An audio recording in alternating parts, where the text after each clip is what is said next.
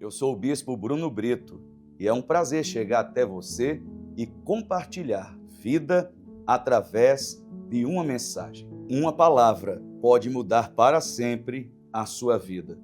E nós estamos aqui para cumprir essa missão. Graças a Deus. Meus irmãos, vocês estão bem? Paz seja com todos vocês da parte do Senhor Jesus. É bom revê-los, bom estarmos juntos em ambiente de culto, reunidos como igreja, num domingo, um dia tão especial para a igreja do Senhor Jesus, no mundo inteiro. Tem muita gente dando glória a Deus nessa hora, mundo afora. Que coisa linda, você faz ideia, né? De pensar que nós todos já vamos estar juntos na eternidade, num coro único, numa só língua, aleluia, bendizendo eternamente o nome daquele que é digno. Quero convidar você a pegar a sua Bíblia e já ir buscando o texto que nós vamos ler no livro dos Atos dos Apóstolos, no capítulo 13. Curiosamente, ou não, eu ministrei no capítulo 12, a última vez que estive aqui, e agora nós vamos no 13, né? Glória a Deus. Deus seja louvado pela vida do Bispo Bruno, meu amigo, Bispo Vanessa. Deus continue abençoando os servos do Senhor muitíssimo. Louvar a Deus pela vida do pastor Marco, pela vida de toda a equipe pastoral aqui presente, que sempre me recebe com muito carinho. Deus seja louvado pela vida de todos vocês, por favor, tá bom? Muito bom. Capítulo 13, livro dos Atos dos Apóstolos, versículo 1. Está escrito: na igreja de Antioquia havia profetas e mestres, a saber, Barnabé, Simeão, chamado Níger, Lúcio de Cirene, Manaém, que fora criado com Herodes, o tetrarca, e Saulo. Enquanto adoravam o Senhor Jesus e jejuavam, disse-lhes o Espírito Santo: separem-me Barnabé e Saulo para a obra que os tenho chamado. Assim, depois de jejuar e orar, impuseram-lhe as mãos e os enviaram. Verso de número meia dúzia. Viajaram por toda a ilha até que chegaram a Pafos. Ali encontraram um judeu chamado Bar-Jesus, que praticava magia e era falso profeta. Ele era assessor do procônsul Sérgio Paulo.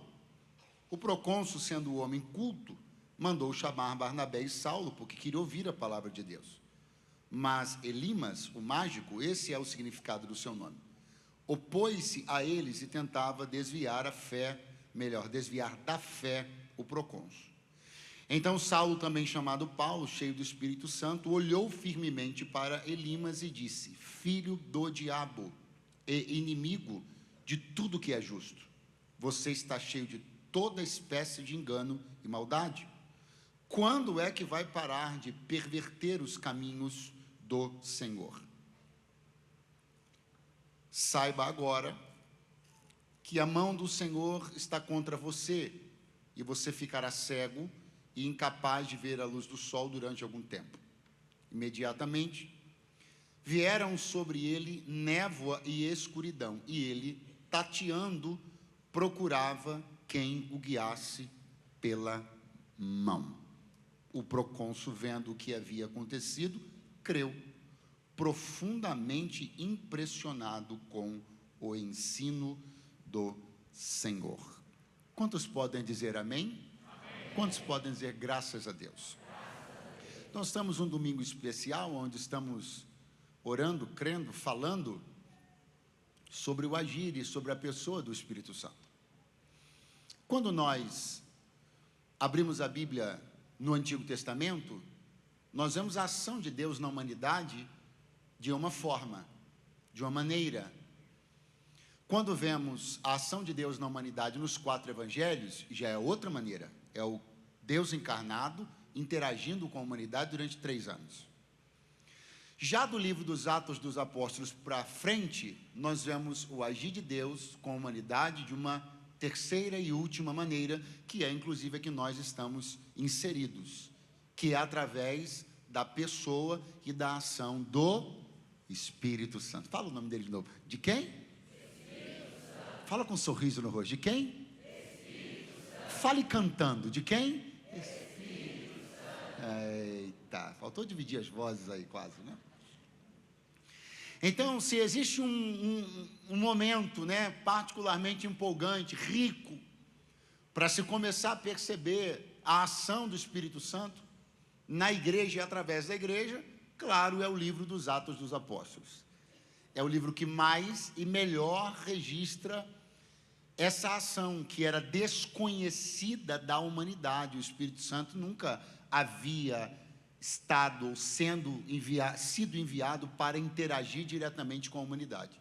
Isso aconteceu apenas depois que Jesus foi assunto aos céus, e ele mesmo disse: eu estou indo para o Pai, mas não vos deixarei órfãos, eu estou enviando um outro Consolador, ele estará com vocês todos os dias.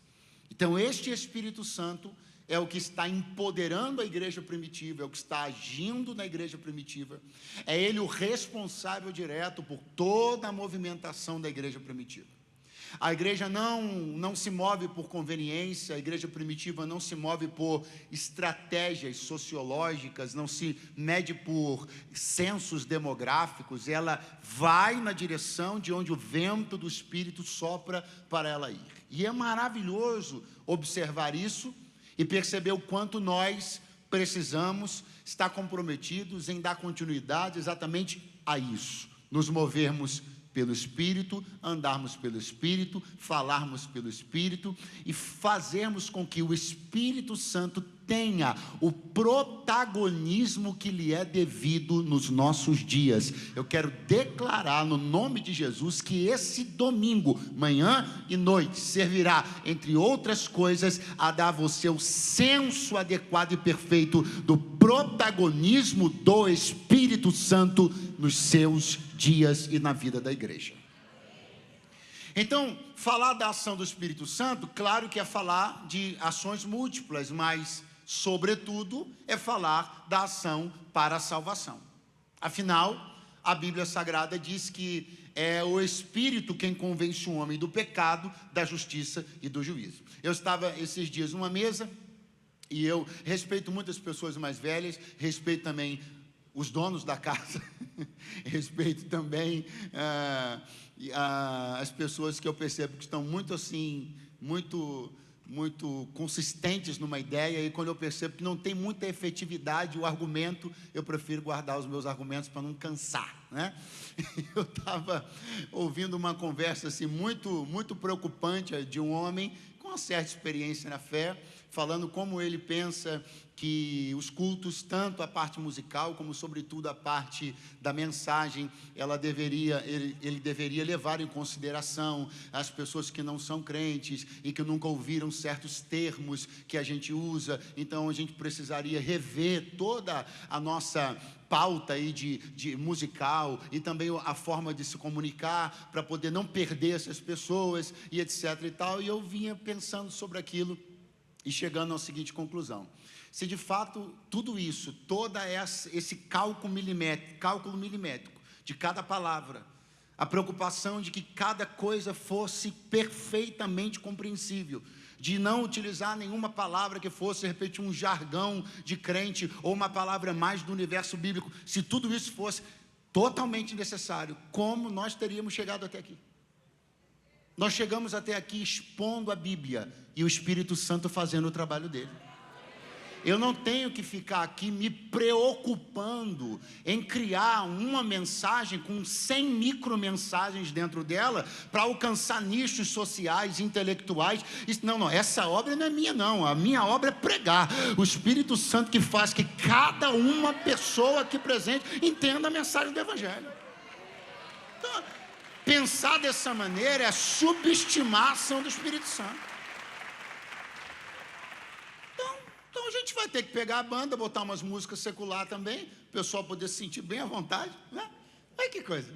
E não faz o menor sentido, porque a gente tem que pregar o evangelho, tem que cantar as canções, tem que criar um ambiente de culto, trazer fervor, trazer graça, trazer o Espírito de Deus, e o restante, irmão, o retrospecto está aí para provar que funciona. Deve funcionar, né? Porque a gente está 2000 anos crescendo, então deve funcionar, graças a Deus por isso. Então o Espírito Santo e tem essa ação, a ação do convencimento, a ação salvífica. E nós chegamos aqui do capítulo 13, onde a Bíblia vai falar sobre uma igreja poderosa e extremamente relevante no contexto da igreja primitiva, da igreja do primeiro século. Estou falando da igreja de Antioquia. Falar da igreja de Antioquia é falar sobre uma igreja, como eu disse, poderosa, e uma igreja que estabeleceu alguns marcos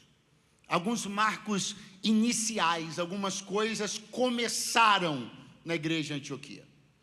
Como, por exemplo, o marco talvez mais importante de todos, que pela primeira vez, homens foram chamados através deste nome, desta palavra, cristãos. Veja que coisa maravilhosa, veja como Deus reserva na sua infinita sabedoria, incontestável decisão, coisas que são incríveis. Porque, de repente, eu esperaria que um marco desse tamanho, dessa magnitude, fosse digno de ser experimentado pela igreja de Jerusalém. Afinal de contas, estamos falando de um centro de culto, de poder, um centro de religião, onde tudo convergia naquela direção. Então me parece que talvez fosse digno, fosse ético, fosse coerente, que este termo que viria a ser adotado e utilizado séculos e séculos e séculos e séculos, que nós até hoje somos assim chamados, cristãos, tivesse surgido pela primeira vez naquela que, em tese, seria a principal, a maior, a mais poderosa igreja, a de Jerusalém.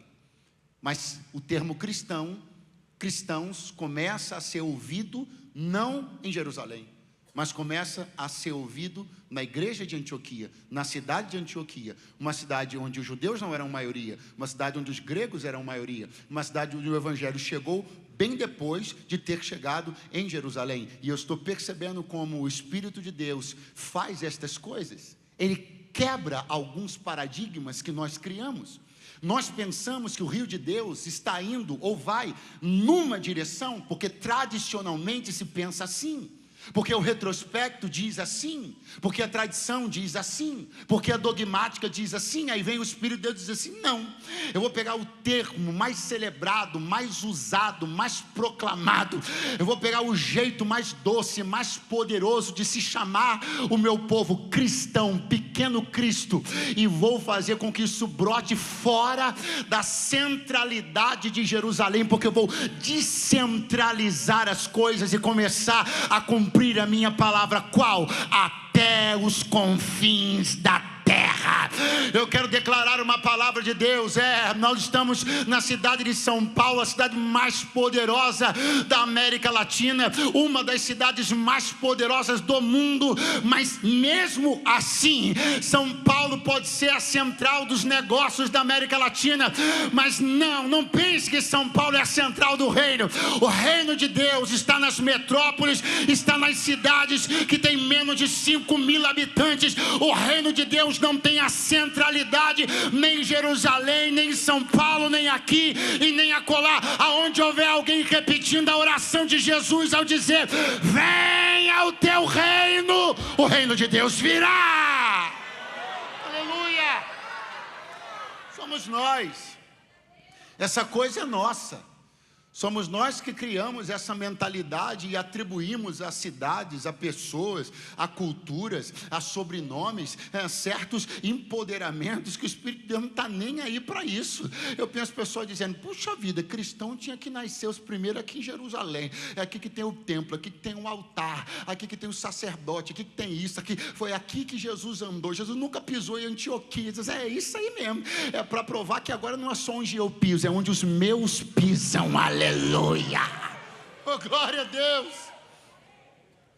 Então nessa cidade, nessa igreja que tem esse marco, primeiro lugar onde os homens são chamados de cristãos, o marco de ter sido de lá que partiu. Paulo para a sua primeira viagem missionária. Isso é emblemático, isso é histórico, isso é maravilhoso. Nós estamos falando do homem que ganhou o mundo inteiro conhecido da época. E a sua primeira viagem missionária teve como ponto de partida essa cidade. Era lá que Paulo estava congregando quando recebeu o direcionamento do Senhor. Agora eu quero chamar a sua atenção porque estamos falando do Espírito Santo e da sua poderosa, da sua insondável ação salvífica, libertadora na vida do ser humano. E aí eu olho para o capítulo 13 e vejo Lucas, escritor do livro dos Atos dos Apóstolos, desejando me dar uma informação acerca de ministérios que eram uma realidade entre os membros da igreja de Antioquia. E Lucas diz: havia alguns profetas e mestres. Repita comigo: profetas. Muito fraco, diga profetas. E mestres. Isso sobre a igreja de Antioquia me chama a atenção e me dá muita vontade de me espelhar na igreja de Antioquia. Porque a igreja de Antioquia vivia um equilíbrio muito interessante. Ela tinha dois ministérios muito pujantes, muito necessários para a igreja e muito complementares. Ela tinha os mestres, ela tinha os profetas. Ter os mestres era importantíssimo, porque nós estamos falando de uma cidade com maciça presença de gregos. Falar de uma cidade com maciça presença de gregos é falar de uma cidade com nível intelectual elevadíssimo. Elevadíssimo. Nós estamos falando sobre a sociedade do mundo antigo de maior desenvolvimento cultural e acadêmico. Nós estamos falando dos gregos, os fundadores das grandes escolas, das grandes academias, dos debates, da filosofia, do direito. É disso que nós estamos falando, só disso. Ter mestres na igreja de Antioquia atende ao propósito do Espírito Santo de conversar, de chegar, de falar a uma classe que poderia ter se escondido atrás do preconceito pelos pregadores indoutos, Pedro, Tiago e João, mas que de repente começam a ver na igreja de Antioquia um quilate acadêmico, um quilate cultural que começa a chamar a atenção da sociedade. Eu quero louvar a Deus por algo que talvez você não tenha a dimensão, você não valorize tanto, e isso não é uma ofensa, não mesmo. Porque para ter essa valorização, para sentir o valor disso, você precisaria ter caminhado há pelo menos uns 20 anos na fé, e talvez não seja o caso de muitos dos irmãos que estão aqui. Eu quero dizer para você que os mestres, os doutores, os acadêmicos não frequentavam a igreja brasileira. O que eu estou falando para você é que a primeira vez que eu vi um médico entrar na igreja que eu era membro, o culto quase parou, e eu não estou exagerando, o culto quase parou. As pessoas não sabiam como olhá-la, não sabiam o que fazer, não sabiam como se comportar. Quando ele largou-lhe uma rajada de língua estranha, então a gente quase caiu para trás. Porque isso era uma coisa completamente descabida, isso era uma coisa excepcional, mas na igreja de Antioquia, o quilate acadêmico já era elevado. E eu quero dar um glória a Deus, porque até demorou, mas hoje, graças a Deus, nós estamos com os mestres a serviço do reino de Deus, nessa casa e em tantas outras casas. E a igreja de Antioquia, não bastasse ter os mestres, ela também tinha os profetas, e aqui o equilíbrio que eu acho fantástico. Aleluia. Porque ela tinha os finos e ela tinha os do reteté de Jeová. Normalmente essas horas eles começam a se manifestar um pouco. E não pense que os finos também não eram do reteté de Jeová, porque os profetas e os mestres se misturavam, tinha quem eram os dois. E aí é que fica uma maravilha mesmo. É quando é profeta e mestre junto. Aleluia! Eu quero dar uma palavra de Deus essa noite aqui. Esse equilíbrio, ele é saudável para a igreja, ele empodera a igreja, ele alavanca a igreja. Eu estou pregando para uma igreja que eu sei que já vive essa realidade, mas declaro que viverá em escalas ainda maiores. Essa será uma casa de profetas e doutores. Aleluia! Aí, dessa casa, aonde profetas, inclusive como Ágabo, chegaram a lançar uma palavra de dimensão global. Olhe para mim. A Bíblia diz que Ágabo liberou uma palavra que deu a entender que haveria uma fome na terra, não é na esquina, é na terra. E isso aconteceu nos anos do imperador Cláudio, diz a Bíblia. Então olhe para mim, da igreja de Antioquia saiu uma palavra de dimensão global. Enche a boca, olha para o seu vizinho e diga: dimensão global. O que eu estou dizendo? É que Deus ainda, quem crê começa a se manifestar. Deus ainda libera palavras de dimensão global.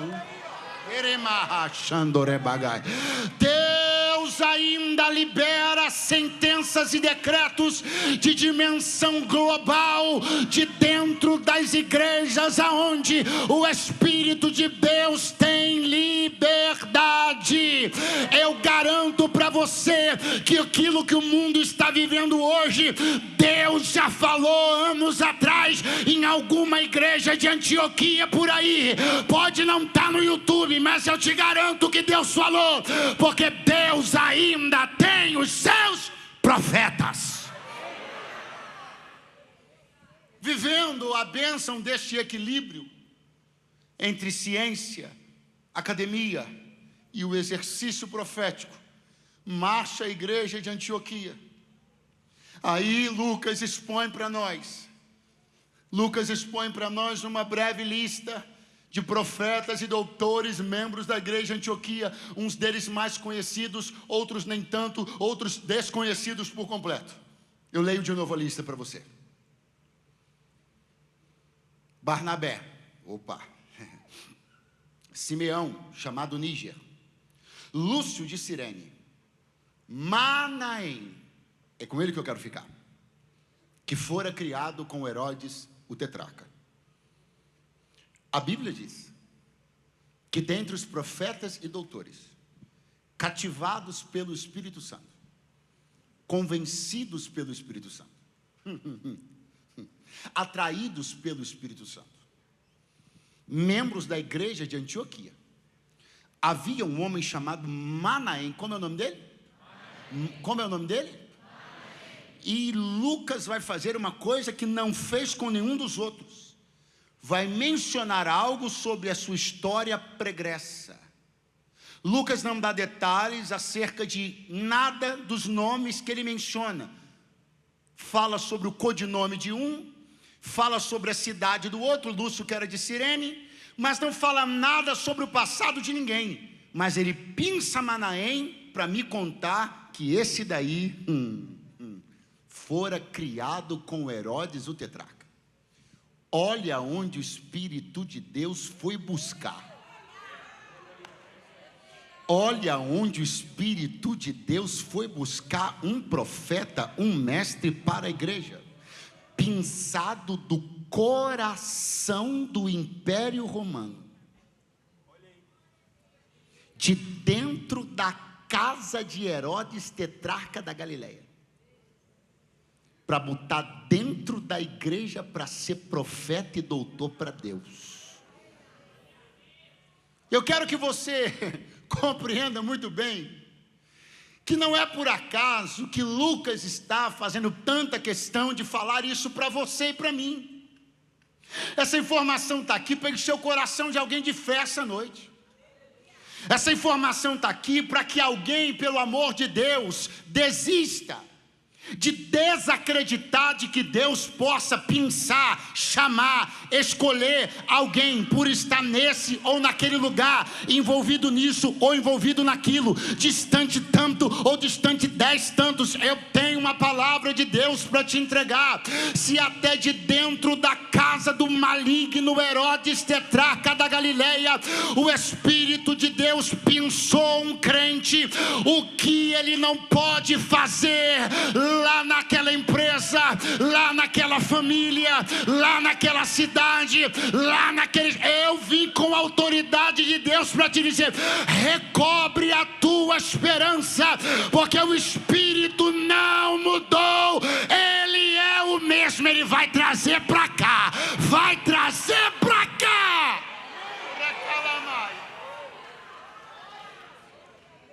Repete comigo: Manaém, criado com Herodes. Olha para o seu vizinho, dá uma piscadinha de olho para ele e diga: mas não por Herodes. Um homem pode ser criado com alguém, mas não significa que foi criado por este alguém. Pastor, quem é Manaém? Criado por Herodes. Melhor, criado com Herodes. Mas quem criou Manaém? E eu te pergunto, o que vem primeiro? A pessoa com quem alguém foi criado? Ou a pessoa que criou a pessoa? Quem tem mais autoridade para reivindicar domínio, posse e direito sobre uma pessoa? Com quem ela foi criada ou por quem ela foi emacheia? Pega a mão de alguém que está do teu lado agora, dá uma acordada nele e fala assim: vê se você entende, meu irmão. Quem vai chamar aquele Manaém pelo nome é quem criou ele. Não é o padrinho de casamento, não é o amigo da balada. Quem vai chamar ele é quem conhece ele desde que era massa e fome no ventre da mãe. É por isso que quando Deus chama, Deus não discute, Deus não abre discussão, Deus não aceita ponderações de ninguém. Porque quem pode discutir? Quem precede Deus. Estava no avião, hoje vindo para cá, de São Luís para cá, e aí uma pessoa passou mal. Na verdade, 2 pessoas passaram mal. Meu Deus do céu. E aí o toalete da frente do avião foi interditado. Ficou só o de trás. Aí, voo lotado, aquela nave maior, de voo comercial nacional, da TAM. E eu fui lá atrás para ir no banheiro. Cheguei lá, um monte de gente. Falei: Jesus, em pé. Daqui a pouco, quando estava quase chegando a minha vez, veio um camarada, fingindo assim de doido. Sabe quando essa pessoa finge de doido? Ele ia entrar na minha frente, eu olhei para ele assim, como quem diz assim: você finge de maluco? Te boto no teu lugar, já te digo que eu já estava aqui antes. Quem aqui, além de mim, já fez questão de reivindicar sua posição numa fila? Quem já fez? Não, deixa todo mundo passar na minha frente, sei. Nem velho tu tá deixando passar na tua frente.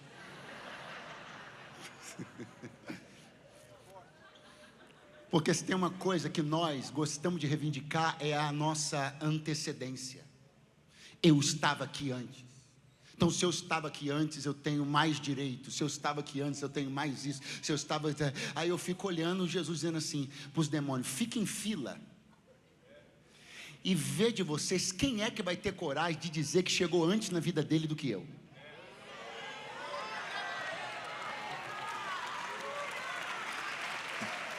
Vamos lá. Está lá a pessoa por quem você está orando. Está lá a pessoa por quem você está orando. Aí vem um demônio. Estou 10 anos na vida dela. Não dá para discutir com Deus. Chama outro mais antigo. Quando a mãe dela engravidou, a mãe dela me servia e a mãe dela dedicou ela para mim. Eu já estava antes. É alguém aí com... Não dá para competir com o Criador, meu irmão. É por isso que eu preciso te dizer uma palavra para encher teu coração de esperança. Quando Deus chamar aquele Manaém que fora criado com Herodes, mas não foi Herodes que o criou, o Criador detém o poder e autoridade sobre a criatura, e o chamado de Deus é anterior, o chamado de Deus é proeminente, porque é preeminente. Então levante as mãos o mais alto que você puder, e só quem já começa a ter mais esperança que Deus vai chamar alguém ainda nesse segundo semestre, diga graças a Deus esta noite. Glória. fora criado com Herodes, mas não foi criado por Herodes. E quando o Espírito de Deus chama, o Espírito de Deus se prevalece disso, de que ninguém pode dizer que chegou antes de Deus na vida de alguém, porque Deus é a matriz de todo ser. O que vem antes da matriz? Nada, ninguém. Ele soprou o fôlego, Ele criou o homem. Mas esse homem, Manaém, que será chamado pelo Espírito Santo, que será desarraigado do Império Romano, do palácio de Herodes, de uma vida cercada pela cultura do mundo, de uma vida cercada por tudo que dizia respeito ao poder do império vigente da época. E este homem será transportado. Eu lembro-me do escrito de Paulo aos Tessalonicenses, porque ele nos resgatou do império das trevas e nos trouxe para o reino do Filho do seu amor. É isso que está acontecendo na vida de Manaém. As raízes são profundas, mas o Senhor vai puxar o tempo onde ele se envolveu, aonde foi exposto a culturas, ensinamentos, divindades plurais, tanto engano, tanta coisa, tudo isso que cercava Manaém, estava arraigado no seu coração, vai sair com raiz e tudo, quando a mão do Senhor puxar ele de dentro daquele lugar. E aí não importa se fora criado com Herodes, não importa se é irmão de criação, se é primo, não importa o tanto que Herodes significava para Manaém, não importa o quanto Herodes para Manaém possa ser bússola, não importa o quanto Herodes para Manaém possa ser âncora, possa ser porto, quando as escamas dos olhos caírem. Sabe com quem Manaém foi criado? O pastor, você já falou, com Herodes. Sim, eu só vou traduzir a palavra para você entender um outro desdobramento tão importante quanto tudo que eu disse até aqui. Herodes, herói. Se tem uma coisa que pode roubar um homem de Deus, é um herói. Heróis são perigosos. E os homens, isso inclusive que me corrija se eu estiver errado, não sou da área, mas me parece inclusive que isso é um conceito psicológico. Alguém da área que puder confirmar? Os homens adoram eleger os seus heróis, precisam de heróis. E eu preciso dizer uma coisa para alguém que está me ouvindo aqui: Deus ainda não ocupou o lugar que é digno na tua vida, porque tu ainda tens muitos heróis. Se tem uma obra que o Espírito Santo faz na vida do homem, é fazer com que o homem enxergue a miséria daqueles que ele elegeu como heróis, e comece a enxergar que só existe um nome a quem se pode clamar em tempo, fora de tempo, de manhã, de tarde, de noite. Todas as máscaras e capas vermelhas, brancas e azuis, e uniformes e auréolas, e seja lá o que for, dos heróis que andam iludindo você, eu libero sobre a tua vida o poder do Espírito Santo, que faz as escamas dos olhos caírem. Eu declaro: ninguém, absolutamente ninguém, tomará no trono do teu coração o lugar que pertence ao Senhor. Os pôsteres vão cair das paredes, Eremicalaia. Os tronos do coração serão derribados, e não haverá absolutamente ninguém a quem você clame na hora da dor, e a quem você repude as tuas vitórias, senão a Jesus Cristo, Filho do Deus vivo. Os pais das ideologias nefastas, destrutivas, que imperam na sociedade até hoje, são tomados por eles como heróis. E se tem uma coisa que dificulta, não impossibilita, porque para Deus não é impossível, mas dificulta que alguém consiga enxergar em Deus quem Deus é a ocupação. a ocupação do trono do seu coração por heróis ideológicos. Eu tenho uma palavra de Deus aqui para te dizer, na autoridade do Espírito Santo. Cuidado para você não colocar no lugar de Deus os símbolos, os vultos, os grandes nomes que você tem estudado sobre e que tem apaixonadamente começado a beber de suas teorias, de suas filosofias, de suas ideologias, a ponto inclusive de questionar princípios elementares da fé que tu tinhas no Deus vivo, por causa de ter sido exposto a alguns ensinos frequentes às quais você teve acesso. Mas o Senhor me trouxe aqui para te dizer: se divide o teu coração, já não presta. Se divide o teu coração, já não é bom. Eu não vim pregar de esquerda e também não vim pregar de direita. Eu vim falar do homem do meio. O homem do meio é Jesus de Nazaré. Aleluia. Não vim pregar só contra heróis da esquerda, vim pregar contra os heróis da direita também. Eu vim dizer que toda vez que a igreja brasileira levantar um herói nesse país, Deus vai tirar a mão do meio dela. Não é focar na destituição de um herói e levantar outro. Nós não precisamos tirar de um e colocar no outro. Nós não precisamos de herói nenhum. Nós precisamos de Jesus de Nazaré sobre a nação brasileira.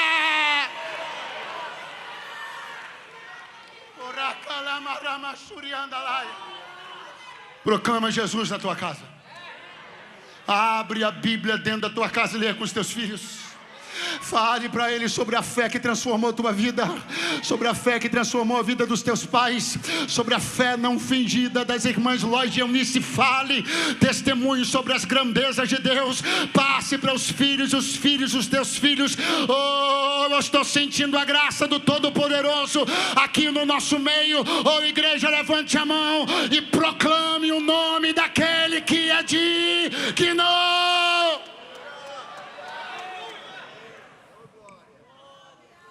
Manaém foi criado com um herói.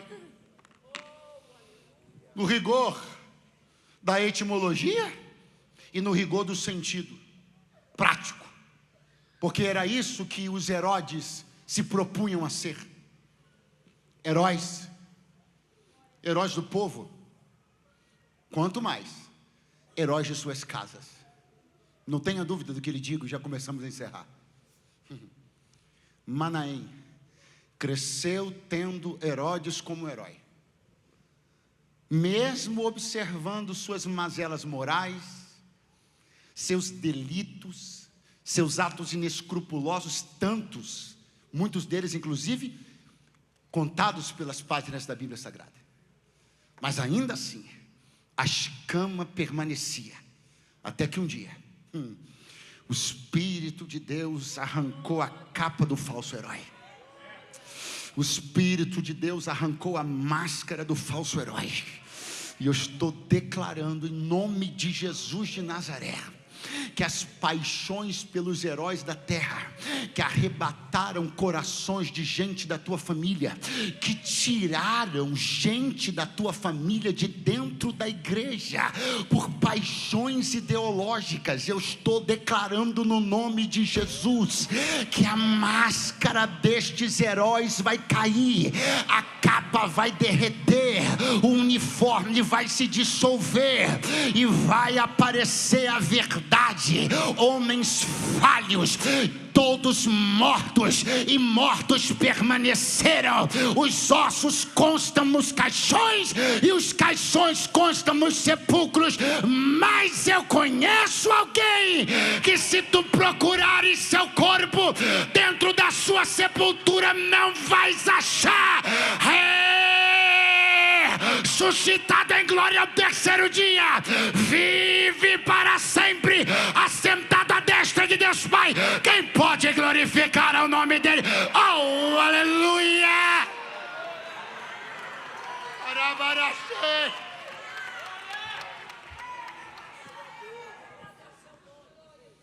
Eu só preciso dizer para você que Manaém tinha tudo para não ser crente. Repita comigo, Manaém. Tinha tudo para não ser crente. Manaém não tinha Deus no convívio, não tinha Deus no palácio, não tinha Deus na família, não tinha Deus em nenhum lugar, mas Deus o queria. Manaém cresceu no meio da pluralidade dos deuses romanos. Manaém cresceu no meio da promiscuidade dos palácios romanos. Manaém cresceu no meio das orgias das festas romanas, da pedofilia e de tantas outras práticas comumente estabelecidas na alta sociedade do Império Romano. Mas o Espírito chamou. E quando esta igreja, que Manaém era profeta ou doutor, não sabemos, ou os dois, decidiu enviar a dupla de missionários Paulo e Barnabé. Eles vão, na sua primeira viagem missionária, encontrar um homem que perceba que ele parece ser o oposto de Manaém. E é por isso que eu cruzo uma história, entro na outra, conecto as duas e nós encerramos. Porque aqui eu lhe mostrei um homem que estava distante de tudo e foi achado porque quis ser salvo. Aqui eu vou lhe mostrar um homem que tinha Jesus até no nome, mas era filho do diabo.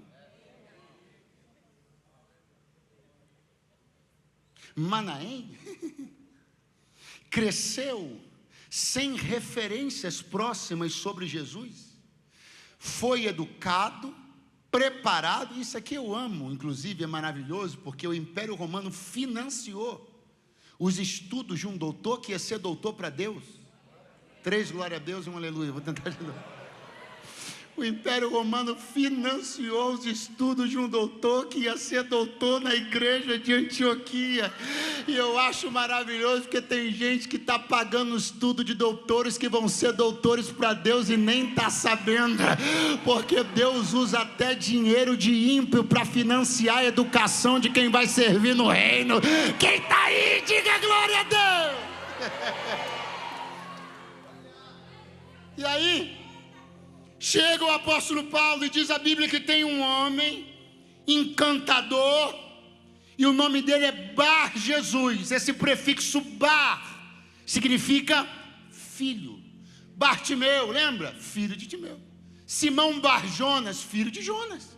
Bar, esse prefixo significa filho. E olha o nome do cabra: filho de Jesus. Claro que eu não estou falando que é o Jesus, até porque Jesus, se você não sabe, era um nome muito comum na época. Muito comum, não era um nome incomum, era um nome muito comum. Mas por uma terrível coincidência, o homem que tinha acoplado no seu nome o nome do Salvador era um agente de perdição. E aí eu fico começando a perceber como não é, mas não é mesmo, o quão cercado uma pessoa está de elementos que o favoreçam a se aproximar da fé. É se ela quer dar ouvidos. Eu estava lendo hoje, no caminho para cá, no voo, Jesus está falando a um povo, e de repente o Pai fala dos céus: já tenho elevado, já tenho honrado, já tenho exaltado e o exaltarei mais. O povo todo ouve uma voz do céu, era Deus falando, e o povo diz assim: um trovão, um anjo falou. Porque quem não quer ouvir, chama até a voz de Deus de trovoada, reputa a voz de Deus como qualquer som da natureza, equipara a voz de Deus como a voz de seres criados, como a classe angelical. Manaém quis ouvir. Embora Bar Jesus tivesse o nome de Jesus acoplado ao seu nome, nunca teve o Espírito de Deus acoplado à sua alma. E quando o apóstolo Paulo chegou lá, um homem um procônsul, um homem influente, poderoso, importante, querendo conhecer o Evangelho, querendo ouvir a pregação de Paulo e Barnabé, e o homem do lado de cá, com Jesus no nome, trabalhando contra Jesus. Com Jesus no nome e militando contra a pregação do Evangelho de Jesus. Diz o texto que ele se articulava para separar, para impedir o encontro de Paulo e Barnabé com o procônsul. Ele se pôs literalmente como uma pedra de tropeço no caminho de um homem que queria chegar até a palavra do Evangelho. Olhe isso. E o apóstolo Paulo, quando encontrou com esse homem, olhou para ele e disse uma coisa que me choca: ó filho do diabo. Como é que o nome dele significava? Filho de... Vamos de novo, como significava o nome dele? Aí vem Paulo: ó filho do diabo. Você não me convence porque coloca um adesivo no seu carro escrito Jesus. Você não me convence, encantador, porque usa versículo bíblico na sua rede social. Encantador, você não me engana, como tem enganado a muitos, por ter acoplado ao seu nome verbetes cristãos, traquejos de crente. Eu sei quem você é, e naquele dia o Espírito de Deus entrou, mas entrou com poder, para deixar uma coisa bem clara: eu sou aquele que puxo de dentro da lama um homem que tinha tudo para não ser crente, e eu sou o mesmo que não permito que aquele que leva o nome de Jesus consigo, mas não tem Jesus na sua vida, engane mais ninguém a partir de hoje. Porque se tem uma obra, e aqui eu ligo os pontos e concluo, que o Espírito Santo de Deus vai fazer, um aleluia lá atrás. Se tem uma obra, eu sei que você fica com medo, né? O que ele vai dizer? Não vou dar glória não, vai que ele fala não. Se tem uma obra que eu estou profetizando, eu estou sentado assim, ó, roendo as unhas para ver a hora que o Espírito de Deus vai entrar com tudo nesse país. Na cidade de São Paulo, então, vai ser delicioso. No Rio de Janeiro, não vejo a hora. O quê? Começar a mostrar os encantadores que levam o nome de Jesus, mas não tem compromisso com o reino. Eu estou declarando, e pode começar a ficar de pé para a gente terminar. Eu estou declarando que quem leva o nome de Jesus, mas não é de Jesus, vai ser exposto, envergonhado para a glória do nome do Cordeiro.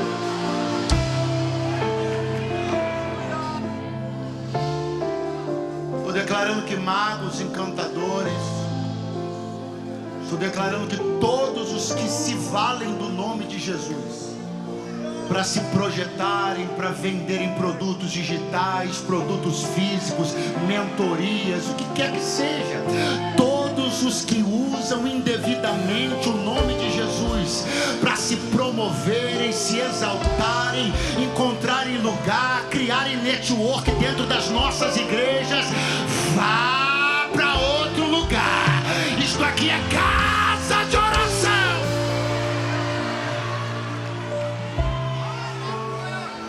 Se tu quiseres o nome de Jesus, Ele te lava, te purifica, te liberta, te salva. Agora, se tu quiseres acoplar o nome de Jesus à tua profissão, para continuares sendo encantador e enganador, não. E o Espírito de Deus me trouxe hoje aqui para dizer: estou alertando a minha igreja. As cidades grandes desse país estão infestadas dessa gente, infestadas de elimas encantadores, gente que leva o nome de Jesus acoplado às suas ideias, acoplado aos seus treinamentos, acoplado a isso, acoplado àquilo, mas não tem compromisso nenhum com o reino de Deus. São filhos do diabo, filhos da perdição, atrapalham o evangelho, são pregadores do desigrejamento, não querem ovelhas, membros de nenhum pastoreio, porque são possuidores de mente, arrebatadores de mentes. Mas assim diz o Espírito de Deus nesta casa: quem quiser ficar comigo, eu quero, mas quem quiser só usar meu nome, eu vou desmascarar. Assim diz o Senhor.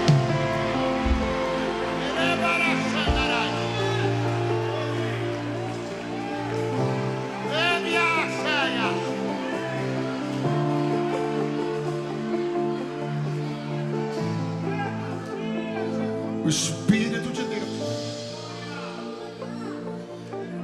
ainda convence o homem do pecado e da justiça de Deus. O Espírito de Deus vai trazer alguém por quem você tem orado.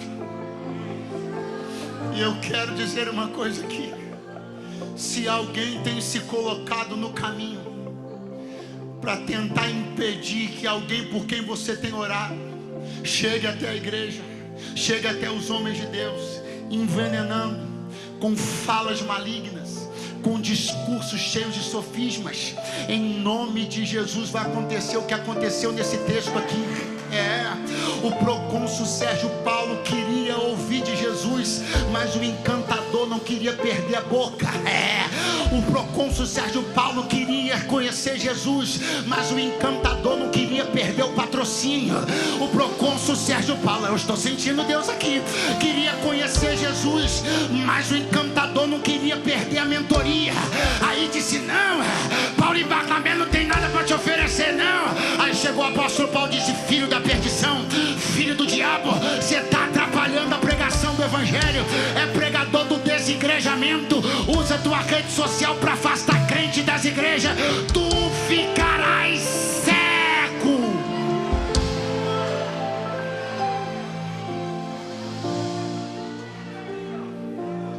Sabe o que a Bíblia diz? O homem que fazia-se de guia, fazia-se de quê? Colado com o procônsul, mentorado dele, procônsul, colado. Aqui é igreja, não precisa de igreja, não precisa de pastor, não precisa de nada disso não. Fica comigo. Paulo e Barnabé, esse cara não tem nada não. Fica aqui, cola comigo. Cego. Diz a Bíblia que na roda, cego, procurando quem o pudesse guiar. Cego. Se apresentava como? E foi revelado como? Se apresentava como? E foi visto como?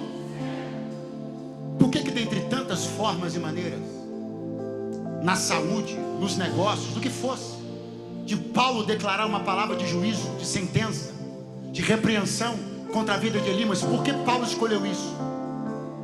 Porque essa cena deveria ser vista pela cidade. Quem disse que era guia,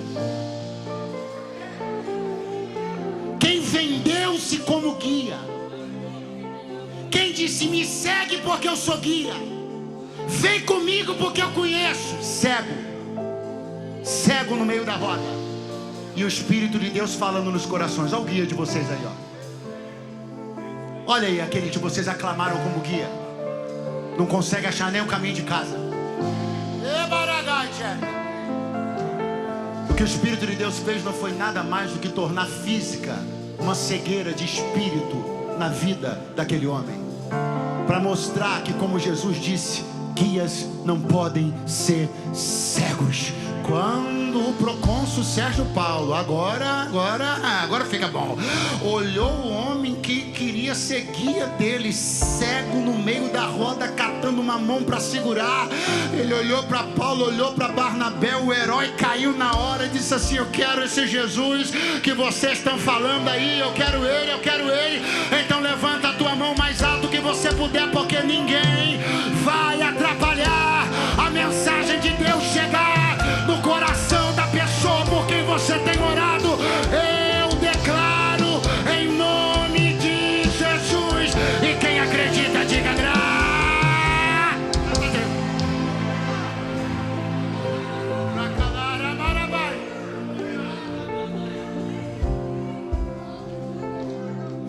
mesmo Espírito.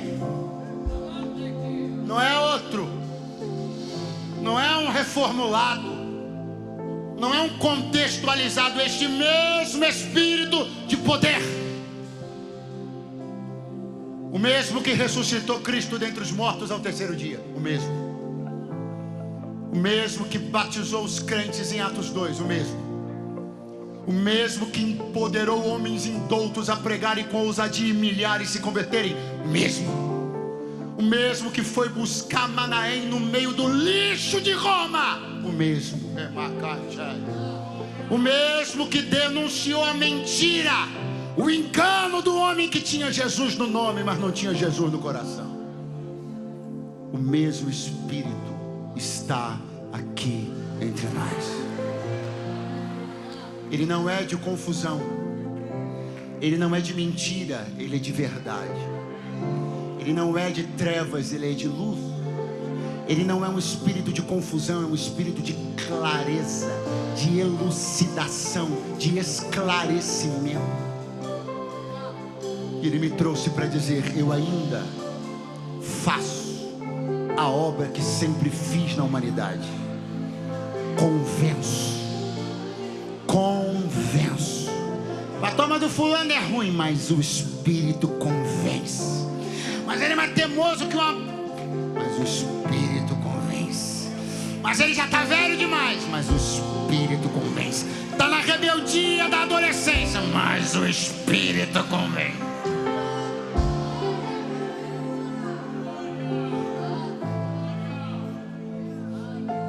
Se você for da opinião que tudo aquilo que eu preguei aqui é exatamente igual ou pior, é até inferior a discursos,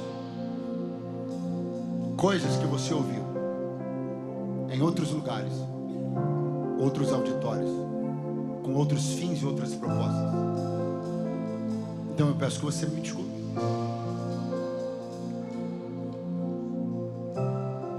Se o que você sentiu aqui se equipara ao que você se sente nas cenas finais dos seus filmes preferidos, nas últimas páginas dos seus livros de romance preferidos desde a sua adolescência, então me desculpe.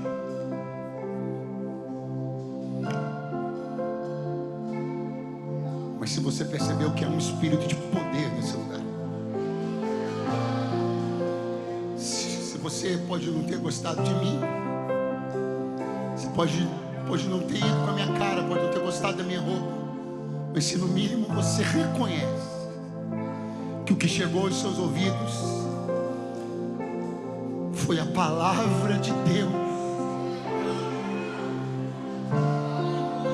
então não existe nenhuma razão para você voltar para sua casa mantendo a mesma vida e a mesma condição que você entrou hoje aqui.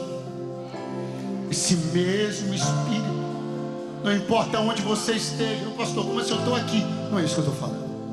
Qual a sua posição espiritual, qual a sua posição moral, qual o seu nível de envolvimento, o quão fundo você desceu. Quantos metros tem esse poço que você desceu? Condensa essa lama que você meteu os pés, não importa. O Espírito de Deus está aqui esta noite e Ele quer trazer você para a luz, quer te mostrar que os heróis que você tem seguido, norteado a tua vida, vão te decepcionar a qualquer hora dessa.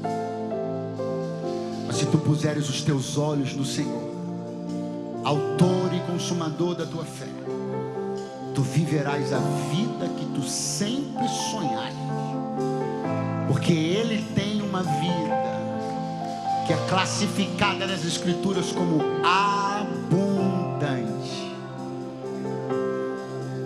Pastor Eduardo, eu ouvi a voz do Senhor, o que eu faço? A Bíblia diz: se ouvirdes a voz do Senhor teu Deus, não endureçais o vosso coração. Você não brinca com isso. Você ouviu a voz do Senhor teu Deus? Não endureça o seu coração. Venha atender ao chamado que não é do Eduardo, é do teu Criador. Existe uma conexão verdadeira, real entre você e o teu Criador. É por isso que a ciência quer dizer que não. É por isso que querem tirar das atribuições de Deus o atributo de Criador. Porque se fizerem isso na sua cabeça, perde-se uma conexão que você tem que entender que você tem com alguém. Existe uma conexão entre você e Deus. Ela remonta à eternidade. Mas Deus não quer só ter você como uma criatura, Ele quer ter você como pai. E para ser filho de Deus, não basta gritar que é. A todos quanto recebem Jesus Cristo, é dado a eles o poder de serem feitos filhos de Deus. Eu queria olhar nos olhos, e se possível, se der, eu queria até apertar a mão da primeira pessoa que não vai continuar fazendo jogo, cabo de guerra com Deus. Renda-se agora e venha fazer uma aliança com Jesus pela primeira vez. Se você nunca tomou uma decisão de entregar a tua vida para Jesus, dentro de uma igreja evangélica que quer fazer isso hoje, aqui e agora, me dê um sinal com a sua mão. Saia do seu lugar e venha aqui no altar, que eu quero orar por você junto com essa igreja. Queremos te receber. Tem uma primeira pessoa que já está chegando aqui. Ei, meu irmão, glória a Deus. Venha você também, onde você estiver. Se estiver bem lá atrás, eu espero você. Uma segunda pessoa está chegando aqui, uma terceira pessoa está chegando aqui no altar. Glória a Deus, venha, venha. As amarras estão caindo, as algemas estouraram, as cadeias dos pés viraram pó. Orabacante, orelebarabaia. Sai do teu lugar agora e venha no altar, venha no altar, venha no altar, no lugar do encontro. Vem agora, vem agora.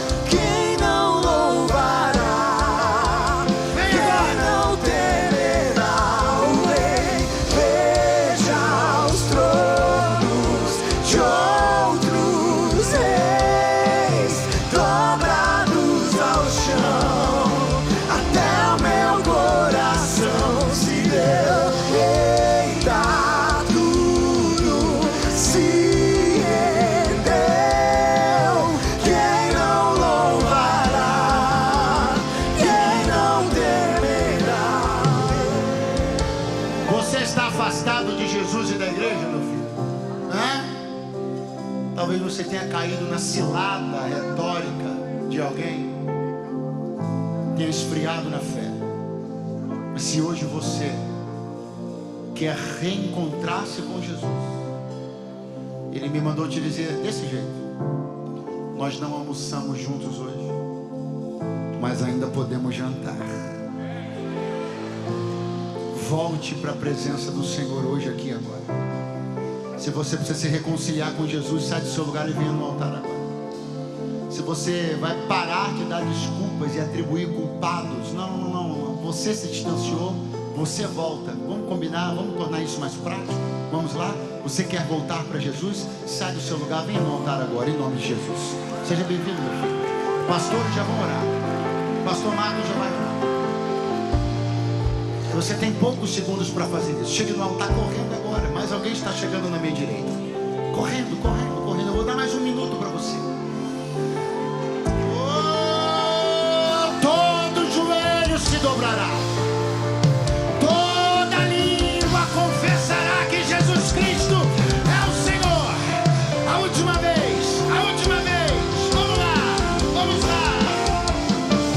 Veja os tronos de outros reis dobrados ao chão, até o meu coração se deu. Não se esqueça de comentar, curtir e também se inscrever no nosso canal. Não custa nada e é muito rápido. Além de você também poder compartilhar com quem você ama essa palavra que pode mudar para sempre a vida de alguém inclusive a sua.